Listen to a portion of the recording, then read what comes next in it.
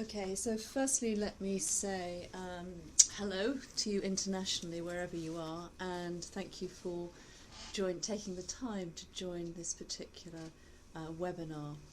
As my colleague said, we'll be talking for about 20 minutes on the issue of can leaders change organisational culture. And in some senses, for those of you that are interested in the diploma for which I'm course director, this would be a sort of taster of one of the course sessions that you would be a part of. So then let's think very much about the concept of culture.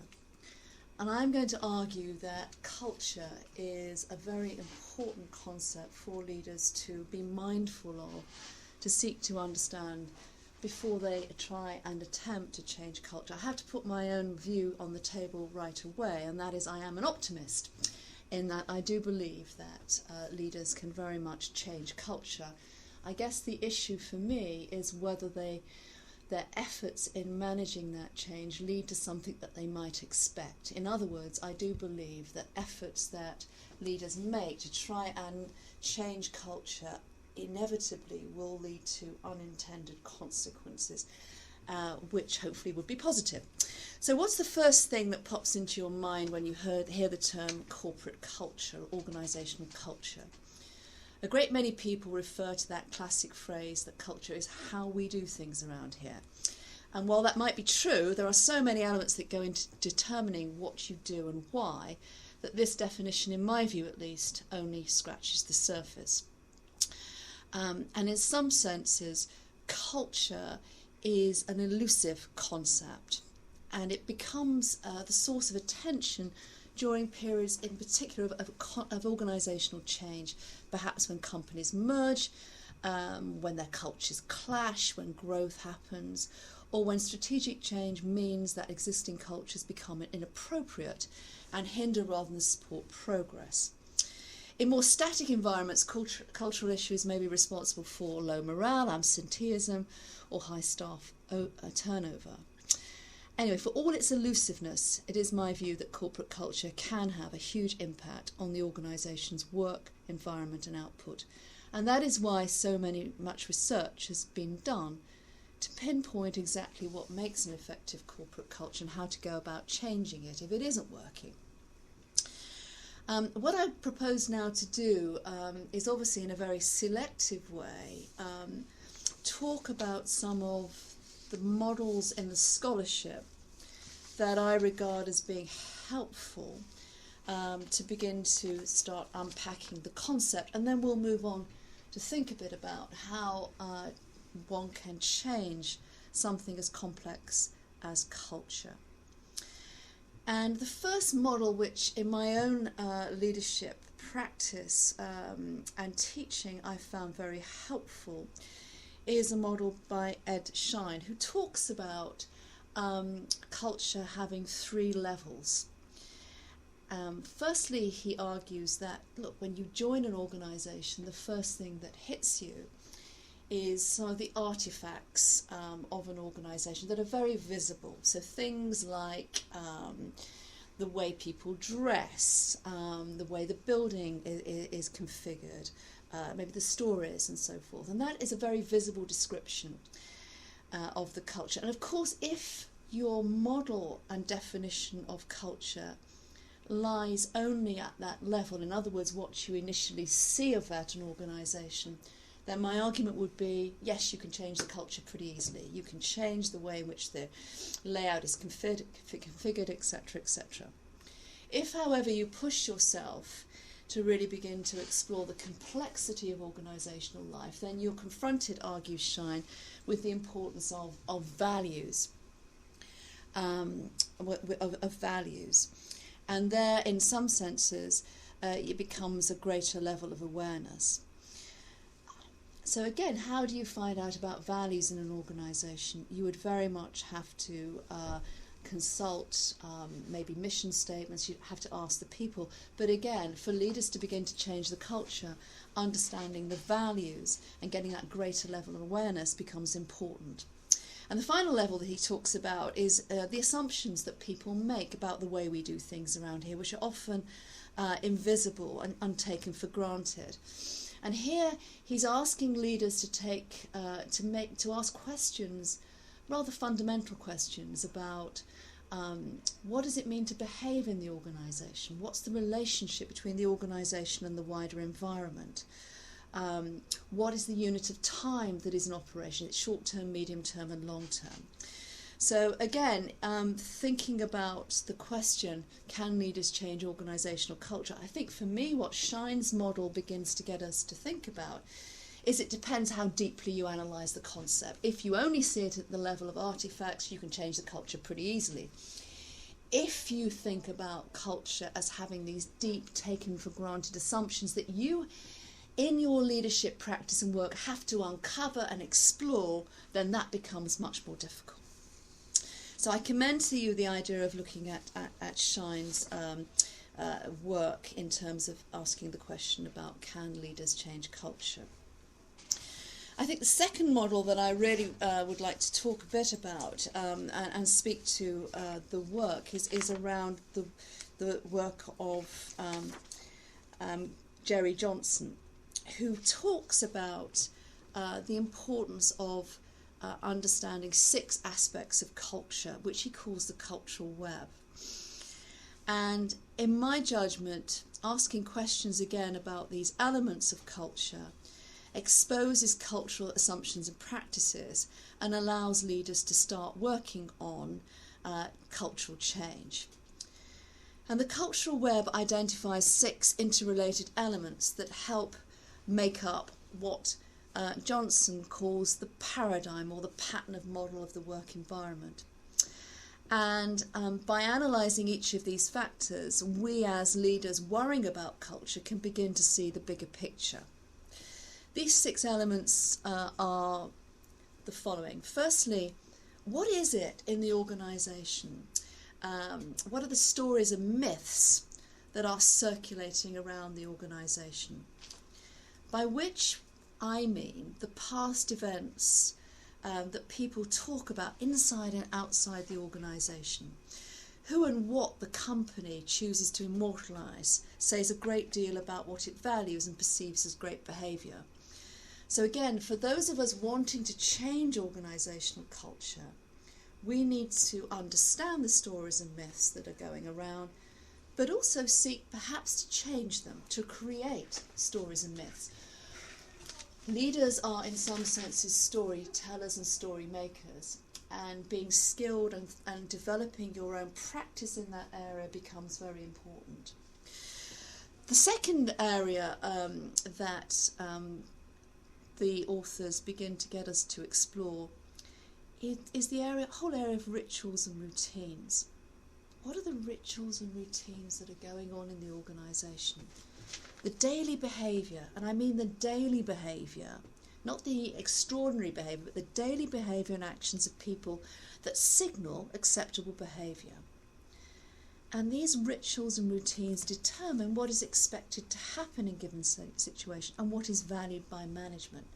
So again, those of us that are interested in nudging culture or changing culture need to have a deep understanding of that daily behaviour and question, are we comfortable that that's giving out the same signals of how we want this organisation to be thought about? The third area is symbols, actually, and by that it's the visible representation of the company or the organisation, including logos. Maybe how plush the offices are, how informal or formal the dress codes. And again, the anthropologist amongst you, and indeed culture, organisational culture, the study of it, very much came from anthropology, which, as you know, very much looks at the everyday behaviour, and symbols are very important in that sense. So again, if you're interested in thinking about changing the organisational culture, a deep understanding of those symbols and maybe replacing some of those has been shown to make a huge difference in changing the way people talk about the organisation and their work in it. And then we move on to the sort of, if you will, the harder elements of organisation. How the organisation is structured, organisational structure. Again, a lot of work suggests that we can change culture if we change the way in which structure is organised. And this also includes not just the organisational chart, but also the unwritten lines of power and influence that indicate whose contributions are most valued. So thinking about formal and informal structure, question to ask, is that appropriate or not? And then in my mind, and again my own research and consultancy experience, the following two elements that this particular model gets us to think about are very, very important. The fifth of the influences that this model highlights is control systems. The way in which the organisation is controlled. And these include financial systems, quality systems, and really importantly rewards, including the way in which people are measured and the way in which rewards are distributed within the organisation. Significant evidence from research, which obviously I haven't got time to evidence now, but significant evidence that ensuring that the control systems are aligned with the change objectives of the leader makes a huge difference to allowing the culture to flourish that you would wish. And then finally, power. In a way, organisational culture is a form of controlling people's behaviour. So understanding power structures and how that contributes to the culture becomes important. So questions here about the pockets of real power in the organisation. It might involve one or two key senior executives or a whole group or even a department. The key is, who are the people who have the greatest amount of influence on decisions, operations and strategic direction? So these elements are sort of 6 semi-overlapping circles in terms of the cultural web. And I believe that you can really get organisational change by being mindful of what is going on in those areas and thinking about what you might change or nudge. I prefer to use the word nudge in the sense that I don't want to convey in this conversation that working in any of those areas will yield necessarily rational change. You know, it'll be a much bumpier ride than that. But again, I believe that leaders can change organisational culture if they fully understand the power of stories, symbols, rituals and routines, and seek to understand also control systems, structure, and the way in which power is distributed. What makes culture change difficult then, apart from all the obvious things? I think the first thing is that organisations are not comprised of only one culture. They're made up of many different cultures, and I don't just mean in terms of different departmental elements. One can have a senior management, middle management, junior management culture. There can be professional cultures, occupational cultures. And the very existence of these subcultures often mean that conversations happen in an organisation which are often misunderstood, and people talk across each other because they see the world very differently. So why why cultural change is difficult is partly because of the existence of subcultures. And again, a deep understanding and real leadership work has to go into understanding the various subcultures in the organisation, whether that's the occupational group or whether that's the way the department's structured, etc. The second reason why I think organisational cultural change is very difficult is, again, one isn't in a vacuum in the sense of organisations exist in a wider national cultural setting. There is no doubt in my mind that organisational cultural change the challenges that it presents is very different dependent on the national location of where you're working. I've had the privilege of doing cultural change work in the Middle East, and I know that understanding the history of the culture, the religious aspects, etc., the legal structure, all of those issues are very important in determining your choices of strategy of change in culture, just as it would be in the work I've been involved in the UK. So understanding the national cultural context becomes very important if you want to achieve this change. Another area for me that I think the literature and the research evidence on this topic is rather disregards is the importance of understanding the history of the organisation, by which I mean the journey, if you like, of that individual organisation. We as leaders can learn a lot about organisational culture and why it is as it is by understanding the journey over time of the organisation. Not just the financial journey, but the leadership journey, the ups and downs of the battles of organisational change, etc. So again, that history deeply shapes the way organisational culture plays out, and if you want to change organisational culture, you have to really begin to understand that. So if I think about now turning to the evidence about can you change culture from the academic point of view, there are people in the red corner who say absolutely you can change culture if you are very mindful of the complexity of some of the issues that we have been speaking about already. In other words, what it is, the history, the existence of subcultures, and the wider organisational environment. But there are those people who really begin to argue that you are rather foolish as a leader to think that you can change culture at all, because it's not a variable, it's a more complex arena. It is the context of the organisation. And in some senses, their argument, I guess, is not that you can't change it, but that we as leaders are intervening in a very complicated system, a system which in a way has its own momentum, therefore will be changing anyway.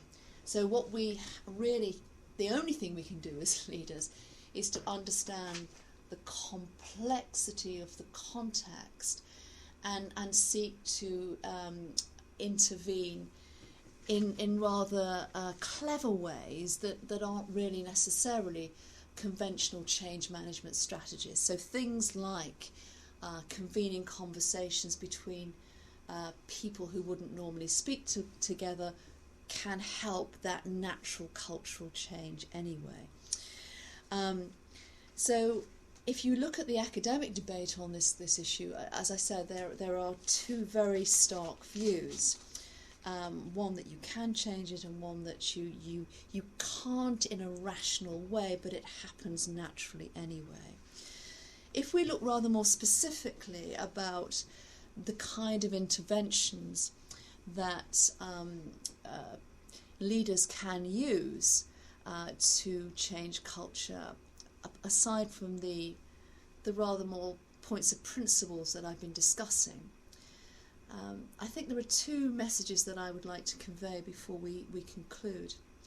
I mean, the first thing is to really begin to understand the power that we as individual leaders have on creating the culture itself. In other words, if you have a leadership position, you have followers, and you work in a particular context. And leaders shape context by their actions. So I would really encourage us to think about the impact of our own actions on creating cultures. What we pay attention to as leaders, what we seek to measure and control on a regular basis shapes culture. How we react to crises and incidents shapes culture. How we allocate scarce resource shapes culture.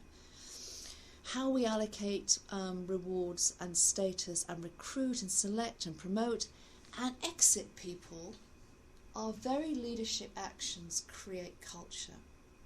So again, being mindful and understanding the impact of one's own capacity to create context is very important.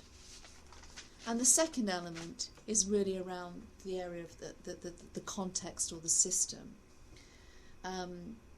If you want to change culture, you need to ensure that your systems and procedures, the organisational rights and rituals, the formal statements of values in the organisational system supports what you as an individual is trying to do. So there has to be an alignment if you really want to get that organisational change of what you do and what the wider organisation, how it codifies the culture as well. I'm very conscious we've come to the end of our 20 minutes or so. So if I perhaps can seek to conclude, I'm an optimist about leaders being able to change culture, but only if they do a very, very deep analysis of what culture as a concept is. In other words, explore our own working definition of culture. Is it at the level of the way we do things around here, or is it at this rather more deeper level that are, I think, suggested by the couple of models that I've talked to you about? In other words, the model of Ed Shine, who talks about artifacts, values and assumptions, and the model of the bubbles, which is really around stories, rituals, control systems, etc. That is articulated by the Scholes and Goffey and Jones. So I think that is very important to have a deeper understanding of what is it we're talking about in terms of the concept of culture. And then a second thing I would like to say is that in our change efforts we have to also acknowledge our own individual impact as leaders, as well as the wider system opportunities for change as well. So I'm conscious now that I've just given a very mini overview of a huge topic that is probably very much of interest to you. So very much keen to have a conversation, and thank you for listening. Thank you, Sue.